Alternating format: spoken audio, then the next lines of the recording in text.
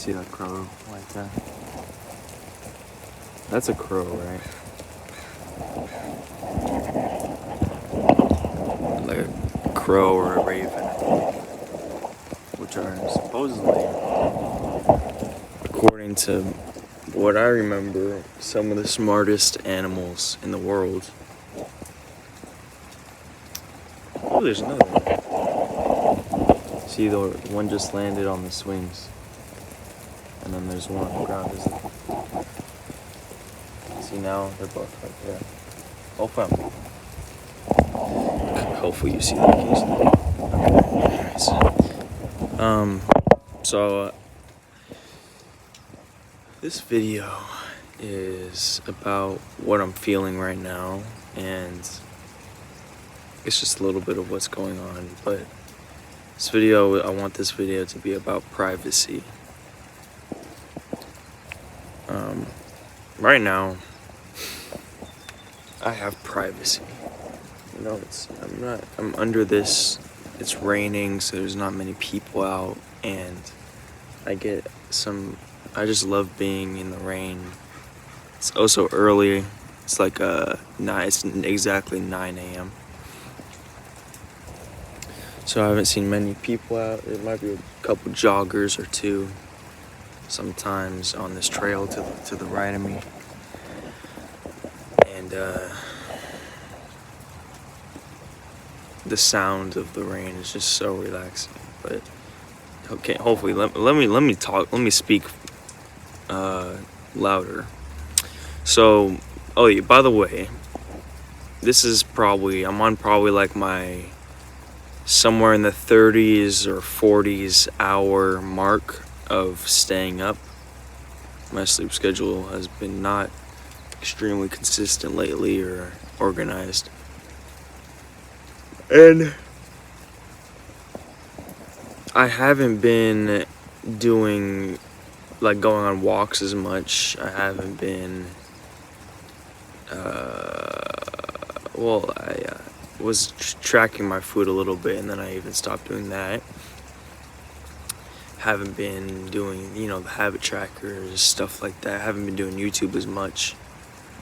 Haven't really been doing much of that. My life's been in kind of a flowy roller coaster kind of state instead of a steady-ish kind of state. But at the same time, I have been making great successes. I've been working on soundproofing my room.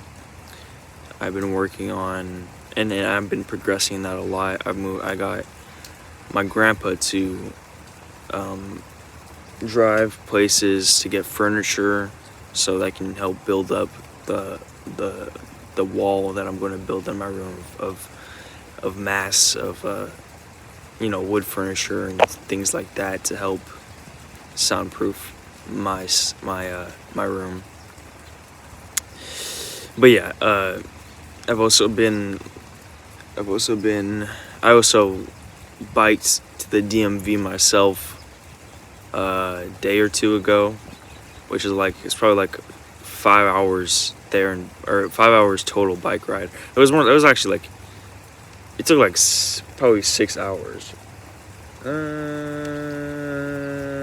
know. But it was a long bike ride. But it was probably max 2 hours. No, max 2.5 hours. 2.5 times 2. So max 5 hours of a bike ride there and back. But I stopped places and I went to a protest as well. Because I just happened. Anyways. So yeah, I was extremely independent, and I biked all the way to the DMV to pick up my the written form for my parents to sign, because she doesn't want to go there and sign it herself. So I went to the DMV, picked it up, then I got my mom to sign the form. So I picked up the form at the DMV, got my mom to sign it. So now I'm going to go back to the DMV with the signed form and my legal documents, and I need to come up with the money for an application fee, and then I'll be able to take the test, the written test, and then I'll be able to get my permit, which I get my permit, but I don't get it like officially signed yet. But I kind of look like my uncle a lot with the beanie on. But I don't get it officially like signed yet, so it's not like valid until I do like actual instruction driving with somebody. But the most important part is that the 6-month timer goes down for when I can get my driver's license.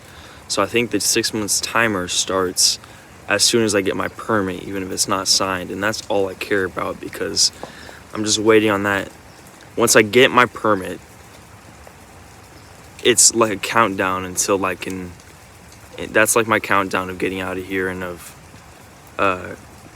that's like my launch pad, you know. And I'm really excited for that because I want to live in a car, live in a vehicle. So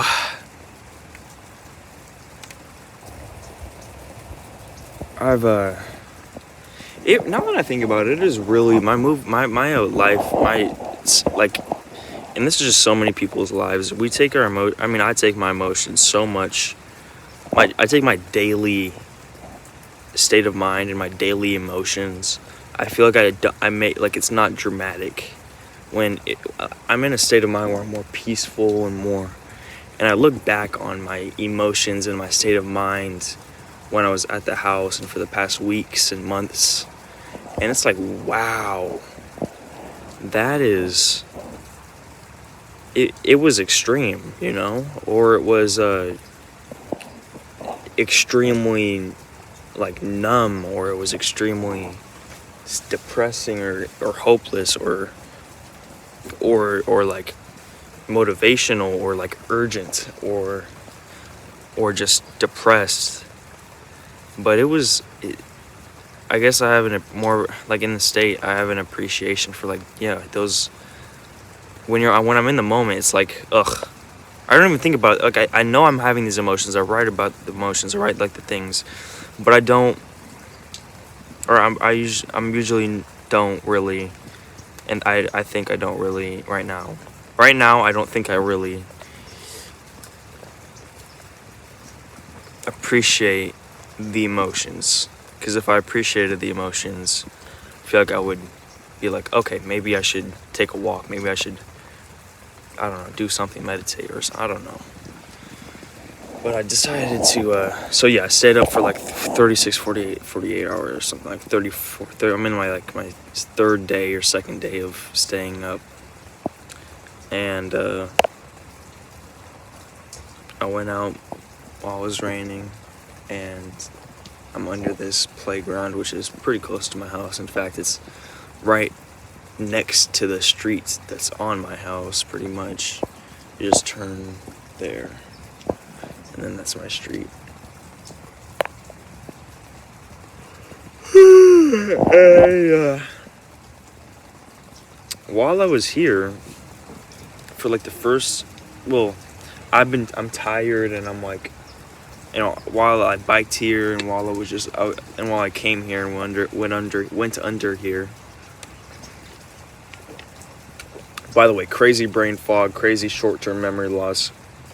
I'm forgetting, and and I wrote about this. It's actually such a gigantic issue. Like it might be like medical. It might be. I'm fearful that it might be some type of dementia or something, because I'm just forgetting things, like, and it's not like the silly kind of forgetting things. It's like the forgetting things like it probably has a lot to do with stress and with the abuse I'm going through, and with the and just like, but like I'm forgetting things I put down 2 seconds ago, and then I'm like, where's it, and then I look around, and it's torture, and it's like I feel like I'm at 1% of my capabilities, you know. But it feels like I can't. It's so hard to, like, what do I have to do to get 1% more of my capability? Like, it's cool that I'm at 1% of my capability, but I don't know how to. I just don't think I'll be able. I don't think I'm going to grow my capabilities that much in like a short amount of time for me to really care in the moment, you know, about growing. I guess I'm not even sure, but Right. So so in this just state of being at home, I went out, and also because I've been staying up all night. I took a little bike ride here, and I went around the block, and I looked at the trees and everything.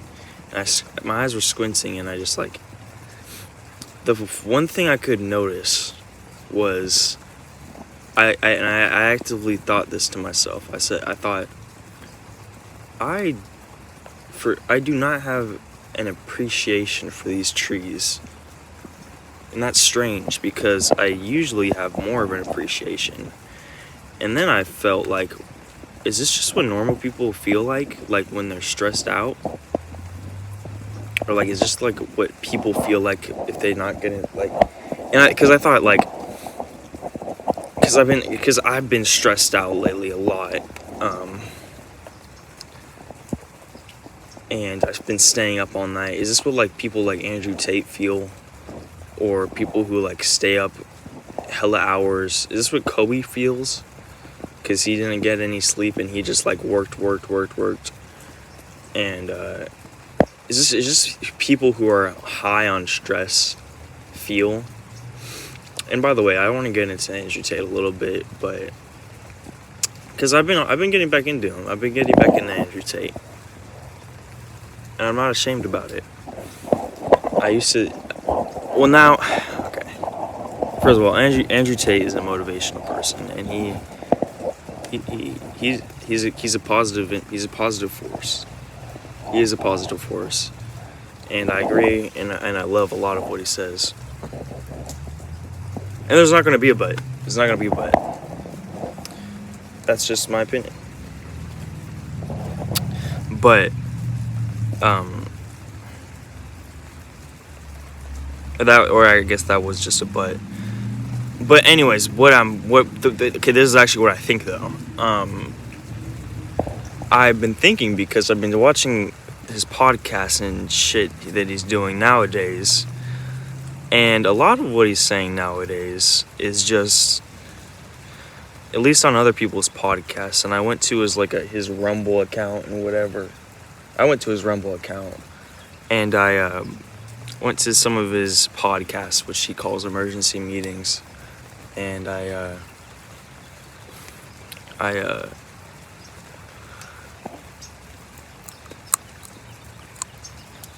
watched a few of them, and they were incredibly motivated.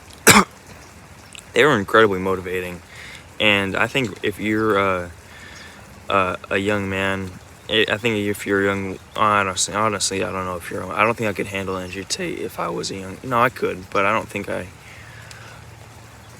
It'd be hard to handle Andrew Tate because it's hard to handle Andrew Tate as a young man, and that's like his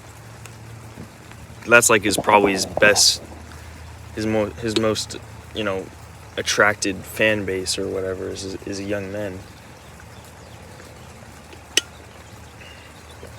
If I was a woman, because so much of what he says is just, in my opinion, sexist, and is just like, it's just, it hurts to hear.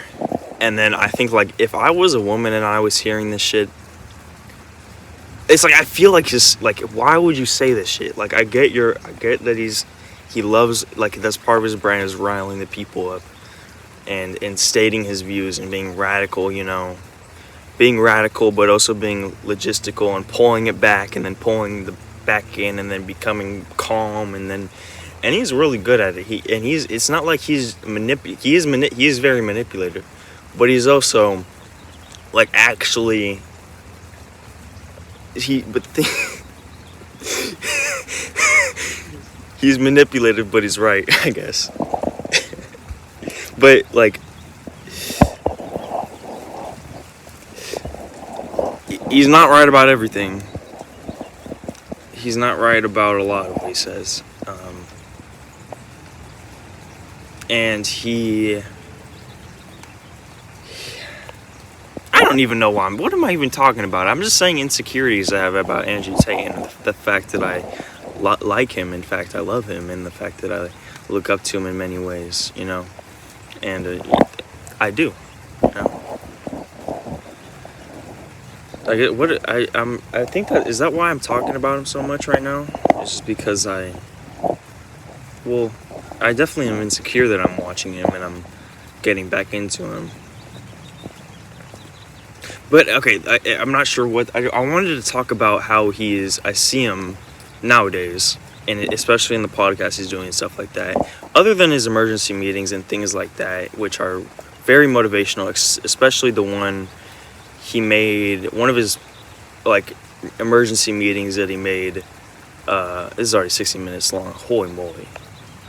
Okay, I already got sidetracked from the video I wanted to freaking make in the first place. This video is about privacy. Every video I get sidetracked. It's been like I took a hiatus, and I'm in the first video back. I'm getting sidetracked. By the way, I got a lot of videos that I gotta like edit and upload and stuff like that. So it might not be like I made a video where I danced on Christmas, but I gotta like put the songs in. So it's like you might be like getting, depending on, because I know it changed since Christmas and depending on what the freak is. So you're gonna be like, he seems different, or he might be different or something. I don't know, I'm not sure. But yeah, there's some videos I need to upload that were recorded in the past a little bit, or that I want to upload. But yeah, so anyways, let me just wrap this up because I just want to talk about freaking this anyways. I did really love his emergency meeting. It was called Impatience, or it was about impatience. And basically, it's sort of doom and gloomish. But it was basically, he really fucking motivated me, and he inspired me, and he lit a fire in me. Or I lit the fire from watching him, or whatever, the spark, the fire, the match, whatever, the kindling, I don't know where that begins in the terms of, does the power go into me, but like that, does that mean I don't have complete control over myself?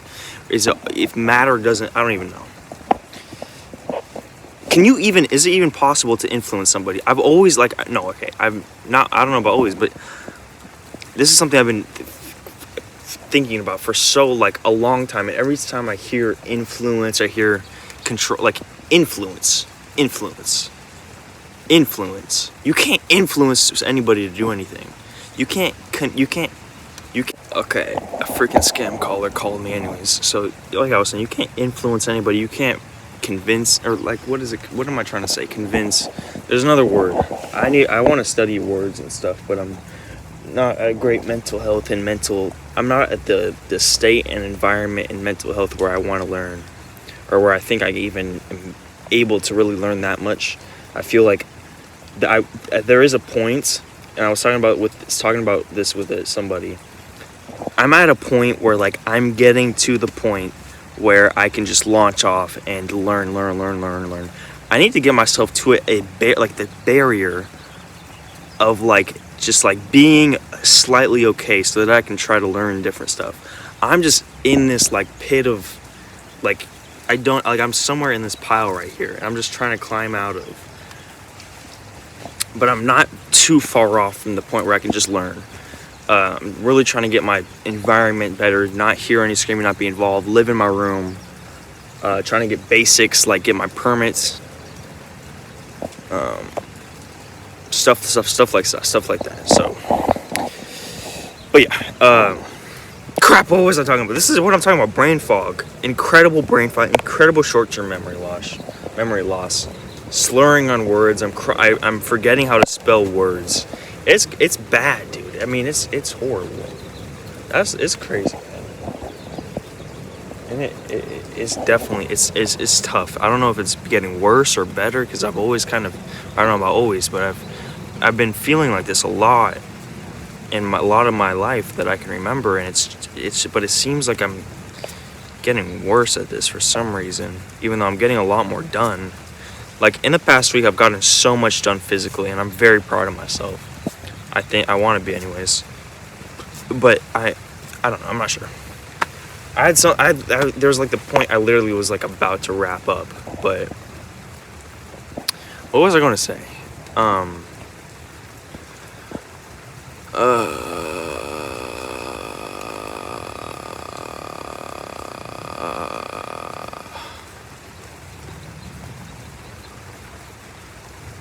Was it about the learning? Right, so I guess getting my environment, soundproof my room, living in my room, permit, basic stuff. And then I can learn other languages, learn other things like that. Then I can actually learn, launch off. But anyways, I'm not even sure what I was talking about, but Andrew Tate podcast. And then I'm going to remember it, and then I'm going to branch off, and then branch off back to there, and then it's going to branch off. No, let's see what happens. So,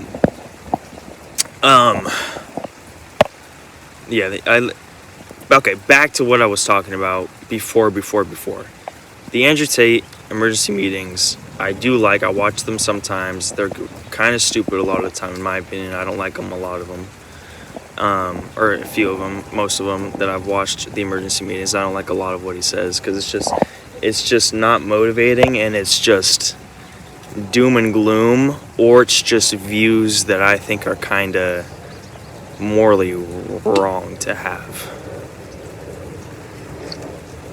Or no, most of what he says on especially other people's podcasts. But let me say, I did really love the impatience emergency meeting that he did. It was like 118, 117, 116, 115, 119, something like that, 120 of emergency meeting.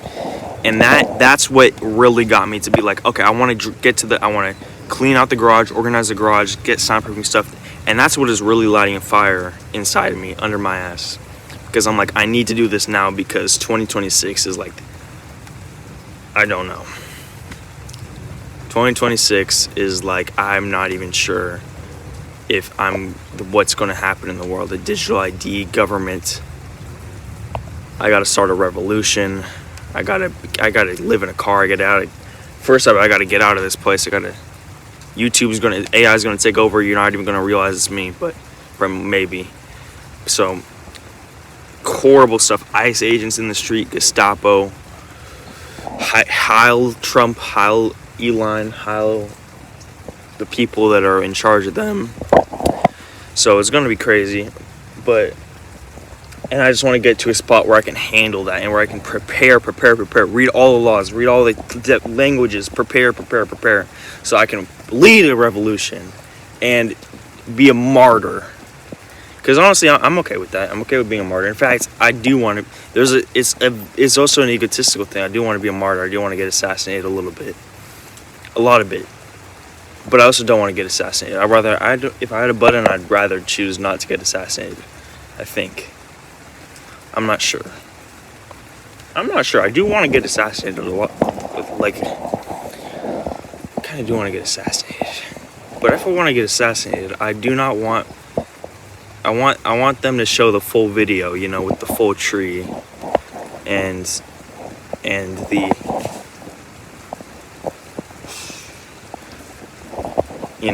I want them to at least, own up to that the elites are the ones that killed me, not fucking Lee Alvey, Oswald Cobblepot, Penguin. But anyways, man, that is funny. I'm becoming a funny person.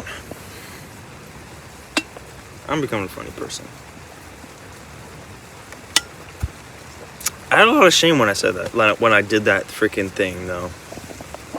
But, because I'm being performative now. Because I hate being, funny because I'm being performative. But I hate being performative. I don't want to be performative. But if I'm being funny, then I'm being performative. So then why not just be me, and why not just be fucking vulnerable?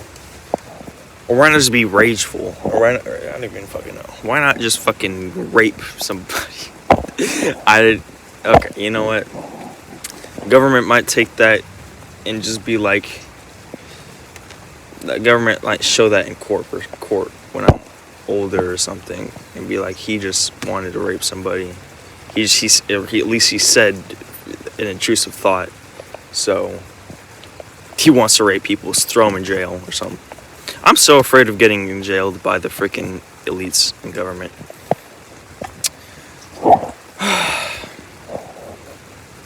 Right. Andrew Tate. So, I don't like a lot of what he says, because a lot of what he says is just doom and gloom bullshit, and I feel like he doesn't even want to help the world anymore. I feel like, and maybe he didn't want to ever help the world. I feel like he does still want to help the world a little bit. I feel like he did want to help the world. He's just been neutered. You know, he's just been a little bit pussified. And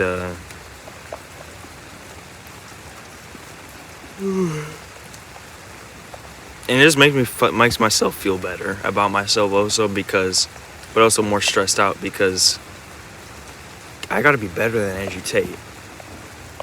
I gotta be less of a pussy than Andrew Tate is. At the same time, he also has done a lot of morally wrong shit, and doing morally wrong shit is, it's 20 times more of a pussy maneuver to do something that is morally wrong than it is to do something that is like a pussy, normal, like a backing out or a cowardly thing. Like for example, the webcam business that he did, and showed remorse. I don't buy it. You know what? I wish I could just hear him say that was a morally wrong thing. I should not have done, or if I were to go back, I would not choose to do that. Or I wish I could have heard him say,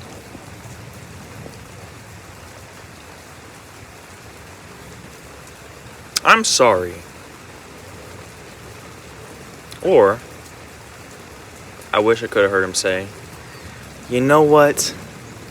I am a bit of a hypocrite. I'm a hypocrite because I'm the one preaching to stop. I'm the one preaching to stop all this, hedonism, and stop all this whores and young men jerking off. And but then I launch a fucking webcam business. But then who cares? Honestly, who cares about shit like this? I don't like.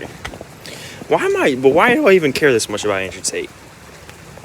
About something that he did. I guess the main point that I want to talk about, I don't even know if it's the main point. This got a lot of it into Andrew Tate. I do have a lot of feelings about Andrew Tate.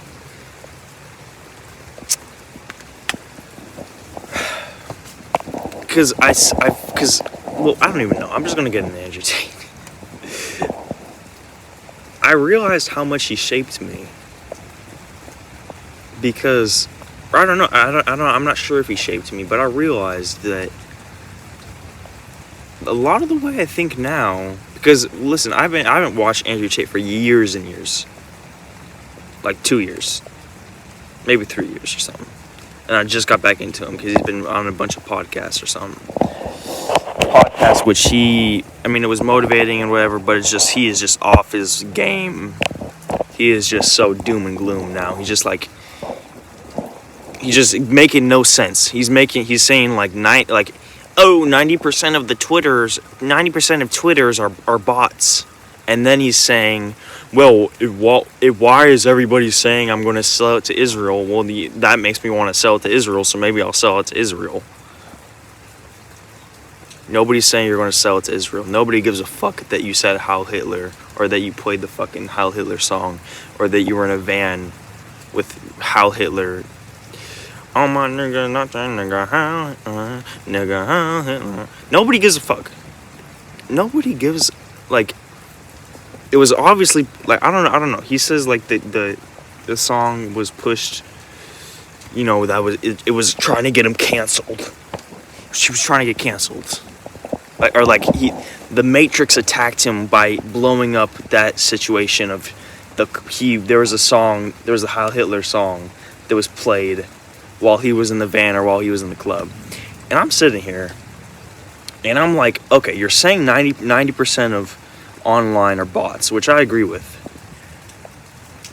And you're agreeing that everybody's a slave, and you're agreeing, or you're saying that everyone's a slave, and you're saying young men are getting so manipulated, so horribly fucked. But then you're angry that people are going to misunderstand you, and you're angry that people are going to say you sold out to Israel. And so you're going to say, well, you know what, I guess I might sell out to Israel. I need some damn appreciation. Fuck you talking about appreciation. He's saying, I need some damn appreciation. You make like $500 million off of the money that people give you for your online course. According to his online course, he had like 155,000, or it was something like 155,000 or 255,000 members of the online course. And every single month, it is $99 a month. And then for like the premium, it's like $500 a month. And I calculated it, so I don't remember how I calculated it, but it came up to like $500 million a month. And everyone's, oh, you're not, the Twitter bots are not grateful. And it's just pussy shit, you know. And I guess it's just a bigger feeling of, why does nobody want to just fucking start why does nobody want to start a why does nobody want to fucking change the world? Andrew Tate, Tristan Tate, these guys, like, they did change the world, and I'm grateful for that. I'm grateful for what they did do. But they did 1% of what they could have done. And they are doing 1% of what they could be doing. And it seems like they're just getting pussified.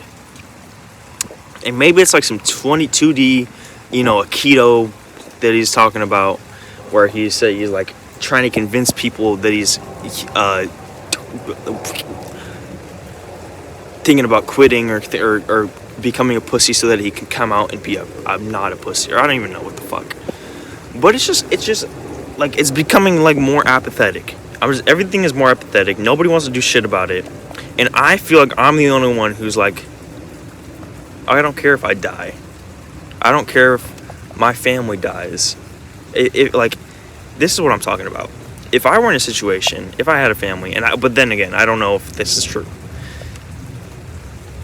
And I feel like this is what separates me. If I had a family, and they were in the Matrix was going to attack me, and it was like, I either had the chance to sell out to the Matrix, or my family would get killed. I think I would, like, okay, I don't know if I'm in that situation. Obviously, my mindset is going to be different, and everything's going to be different. But I feel like if I was a principled, and I was if I looked at it completely, like, actually completely logically, objectively, the incredibly obvious and easy answer, objectively, is to not sell out and have your family get killed. Because by not selling out, you still have a chance. And who knows what that offer even means, not selling out. Does that mean you're going to start the revolution? Not selling out, and you could literally fucking change billions of people. Not change billions of people like these governors. Not change billions of people like Trump or Elon. Not enslave us. Not enslave us like slowly, how they've been slowly enslaving us, slowly killing us, slowly microplasting us, slowly fluoride us, slowly killing all of us, debreeding, whatever the fuck. I mean, something that is so much more powerful than all of them. All of those little pussies, all of these little pussy Satanist, AI, dark forces, extraterrestrial, whatever the fuck. Maybe they're just fucking businessman psychopaths. Maybe that's just it. Maybe that's the tip of the iceberg, and there's truly no pedophiles. I don't know. I don't know. That is so. That is like, they are the bottom of my shoe type insignificance and power and influence and everything, and just morals, and just like Get the fuck out of here. By not selling now, you have the power to free billions of people. And you have the power to make billions of people like you, billions of people like me, who believe that they can, free themselves. Because look, and if I were to give everybody a piece of me right now, if I were to give everybody one single piece of me right now that I don't think people have, is that, well, okay, I don't see people have, is that believing that they can do it and believing that they want to do it eventually. The thing that is about me is that I'm in a fucked up mind state. I'm in a fucked up body. I don't know, body, but yeah, I got a lot of body issues. I got a little, back issues, whatever issues, mental health, nervous system, body, whatever, fuck, trauma, bad habits, shame, trauma, shame,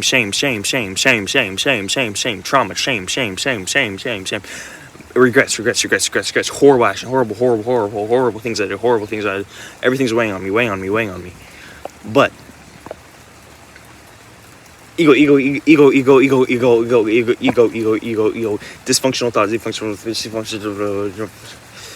self-destructive, manipulating. This part is manipulating this part. I'm manipulating this thought, and that's what causes me to spiral off. And but that is all controlled by this darker underlining self-destructive thought that controls all these other self-destructive thoughts. So those in turn become destructive thoughts.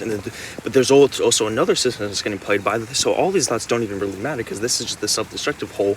And if I were to give everybody a piece of myself, it's the fact that I want to be the revolutionary. I want to change the world myself. I want to fucking do it. I think I can, and I want to.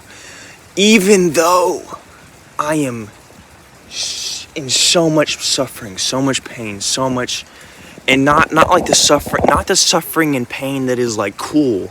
The suffering and pain that is like pussy, even though it's not pussy.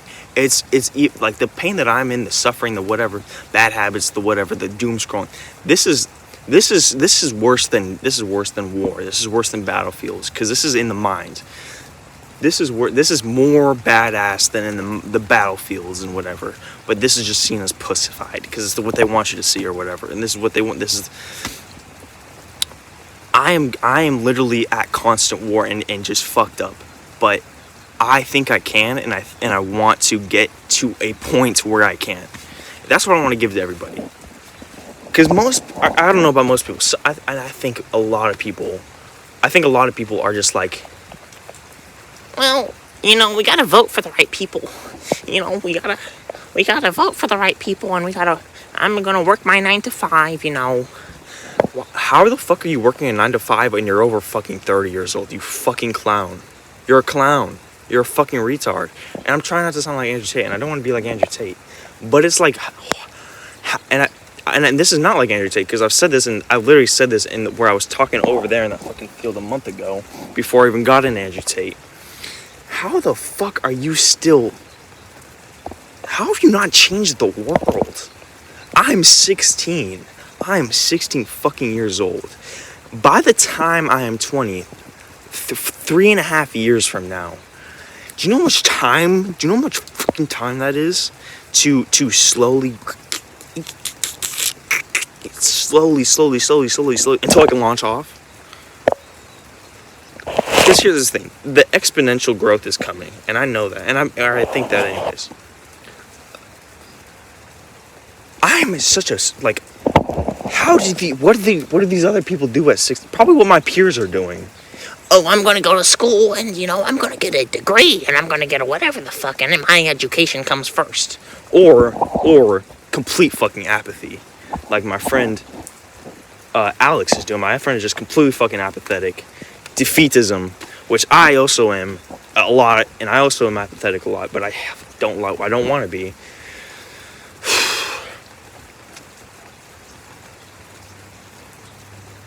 There's a something inside of me. I don't know where. I don't know. It's trauma. I don't know. And it's. I don't think it's something that is like better, inherently better. I don't think it's even something that's trauma better. I think it's just something that is maybe divine. But I think everyone can be like this. Is what I'm saying. I don't think it's like what Andrew Tate says, like how it's like everybody gets what they deserve in life, and the winners win and the losers lose. And the Thomas fucking Shelby. Shalom, Alpha. No.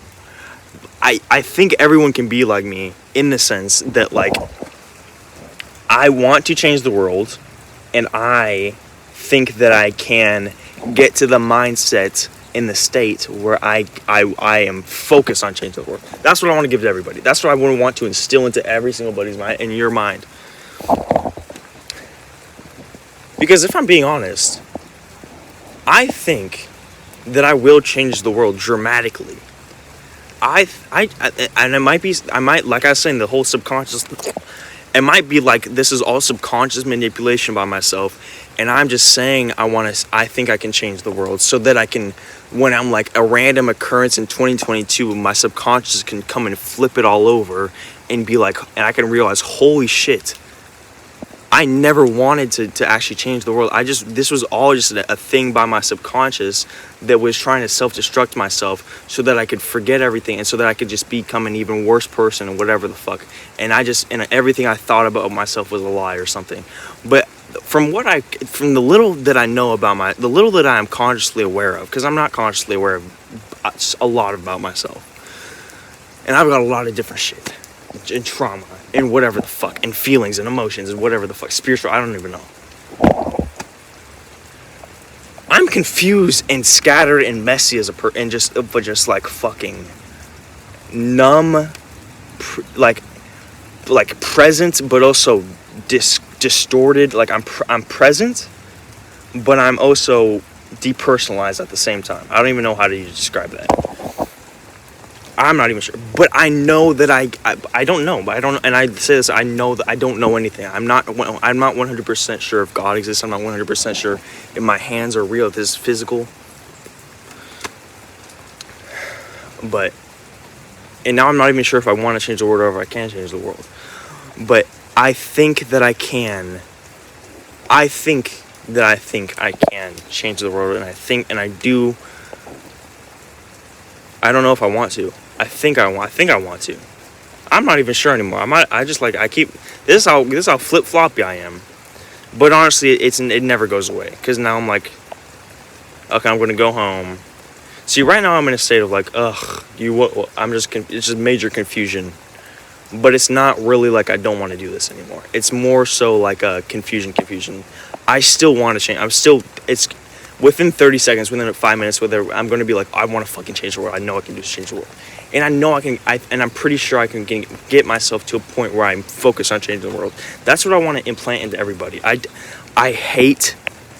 don't like being a bystander. I made a t-shirt. I literally wrote on my white t-shirt, capital letters, I will not be a bystander. And I wore it to the protest. I'm going to wear it everywhere. Because I do not like bystanders. I don't like the bystander. Ever since I've seen the bystander, heard the bystander effect, look up the bystander effect. The most disgusting thing I've ever seen in my whole life. Literally, and this is so crazy that I've literally had dreams about this, the bystander effect. And I've proved to myself in my dream that I am not a bystander. Because I would always be like, I don't want to be a bystander. I want to, if I see somebody, because it's always, and it's also a moral thing, because a lot about my insecurities and stuff like that is moral. And I'm like, I just don't want to be the bystander. I don't want to be the bystander. I don't want to be the bystander. No bystander. No bystander. No bystander. And I had a dream.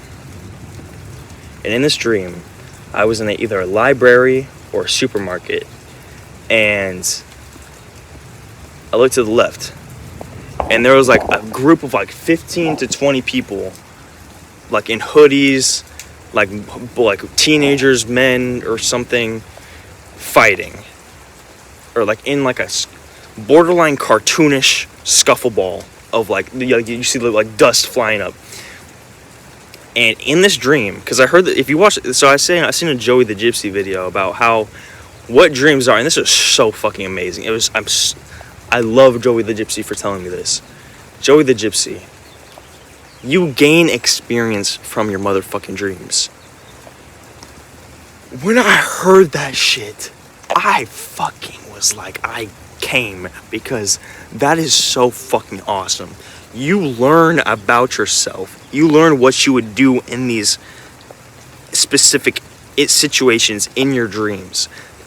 You literally program yourself. You'll be like, okay, let's see. Or you either learn about yourself, or you're like, you train yourself inside of it. You're like, either something in your subconscious says like, he thinks he might be a bystander, so let's show him.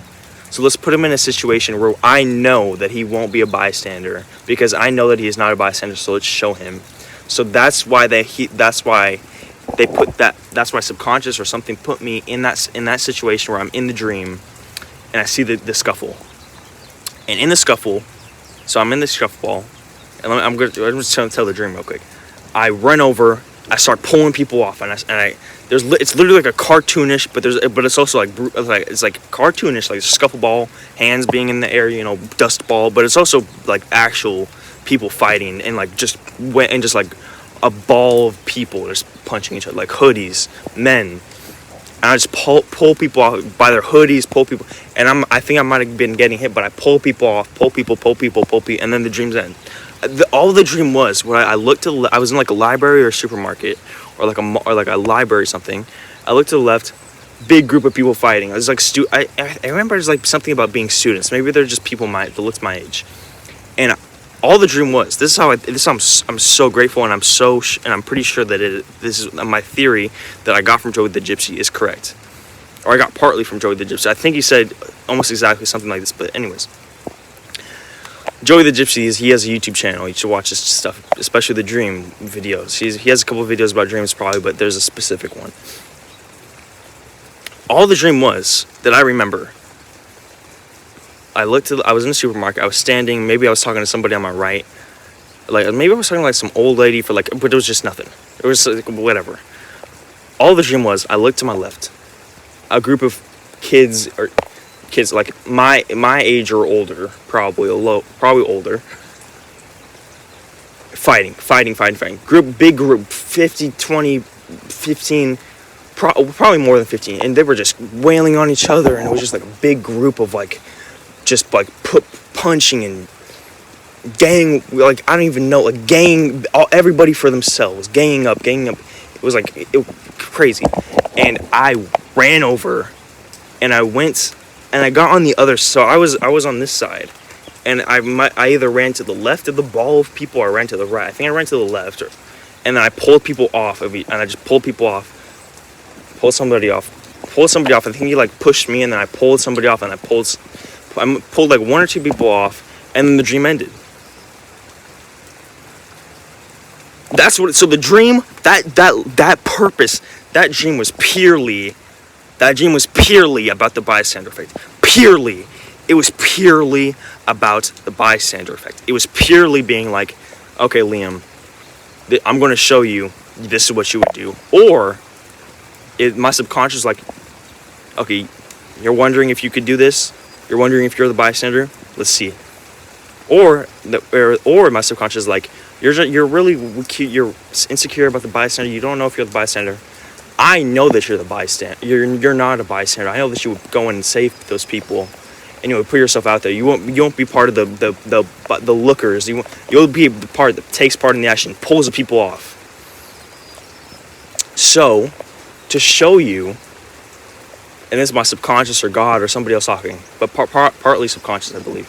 To show you this, I'm going to put you in a dream where you do have free will, but I know that you will run in and jump those people and get the people off and try to save people, try to help get peace. I know that you will do that, but I'm just going to show you that you would do that. Maybe that's what the dream was. Maybe that's what the subconscious was. Or it was literally just all my mind coming together and being like, okay, you don't know if, let's just see if I'm the bystander. Let's see. So I come up with this scenario, subconsciously, whatever subconscious. I myself and everything about me comes up with a scenario, or maybe my subconscious comes up with a scenario. Either way, I come up with a scenario, and then I test myself to see if I'm the bystander. So it's either like a part of myself or a part of God already knew and it was just trying to show me, even though I made the decision in the dream, free will or whatever, but it already knew I was going to do that. Or maybe it wasn't really free will. Or it was simply a test that I put on myself to see if I was the bystander, or to see if I would get and help people and become an actioner.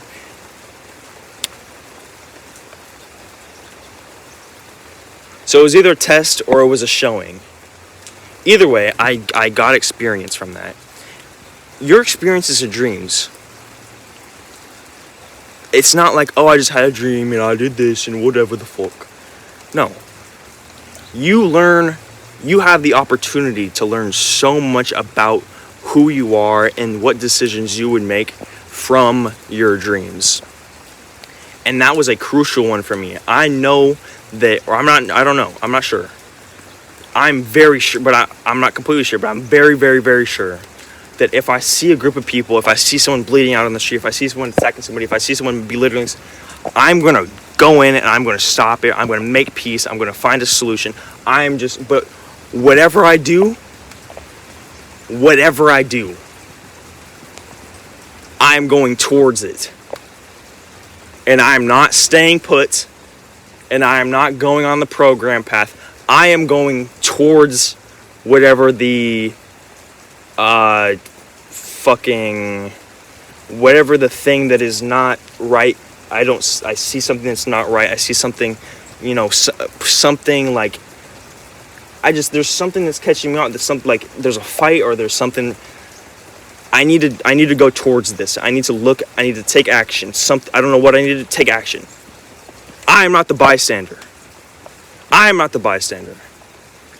That dream showed me that. So,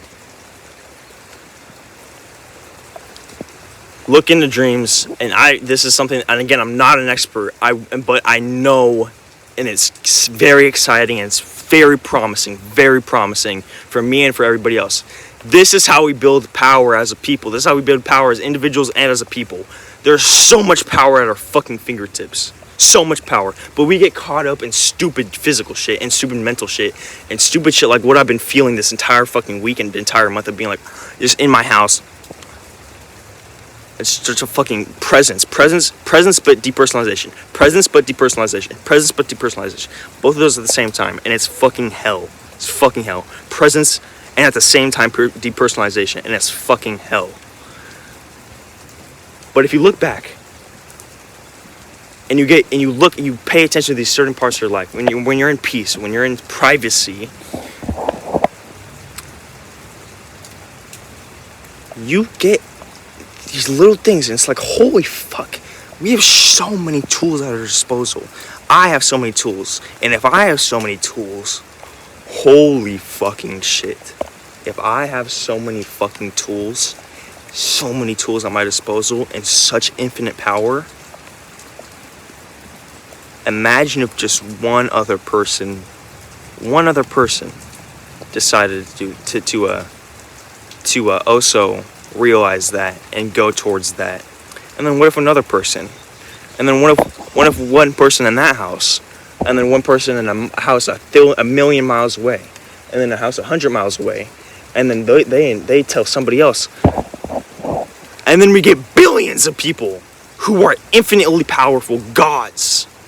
And we break the matrix, and we all of the people that were oppressing us, all the people that were killing us with microplastic, all the extraterrestrials that were leeching whatever the fuck, the darkest forces, the light, we put them up into a ball, and we kiss them and we love them, and we turn them into literal light, and then everything is light. Yin yang, fuck the yin yang. Everything is light. And we love the darkness just as much as we love the light. And we love the darkness more than we love the light. And we love the light more than we love the darkness. Everything is okay. We love everything. Everything is okay. We accept everything, and everything is awesome. And everything we accept everything 100%. Because we're awesome, and we know we're awesome. That's my video. I love you so much. Have an amazing life, death, and afterlife. Bye-bye.